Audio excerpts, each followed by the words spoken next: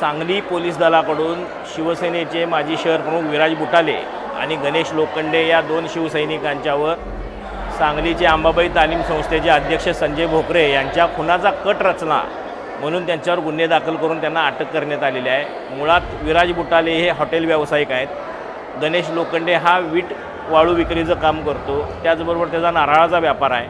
अशी कुठलीही अडचण नाही की त्यांना कुटुंबाचं अर्थार्जन करायसाठी अशा कुठल्या तरी जागा खाली कराव्यात, कुणातरी जागा बळकावाव्यात किंवा कुणाचा तरी जीव घ्यावा आणि आपला प्रपंच चालवावा अशी परिस्थिती या दोघांचीही नाही।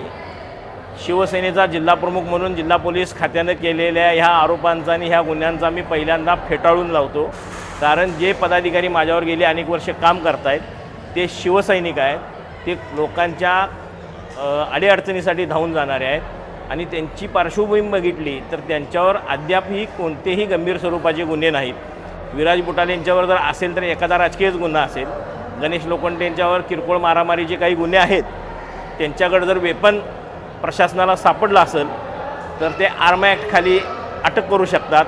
मात्र भोकरे साहेबांचा आणि जमिनीचा जो काही वाद आहे तो हायकोर्टात आहे, ज्यांचा या बाबतीतला दावा आहे त्यांच्याकडून यांना सुपारी दिली गेली अशी भूमिका प्रशासनाने आज जनतेसमोर, पत्रकारांच्या समोर आणि लोकांच्यामध्ये मांडलेली आहे। यामध्ये आमच्या पदाधिकाऱ्यांची बदनामी होत आहे। माझी तर भूमिका अशी आहे की यात जर आमचे पदाधिकारी दोषी असतील तर त्यांच्यावर 100% कारवाई झाली पाहिजे।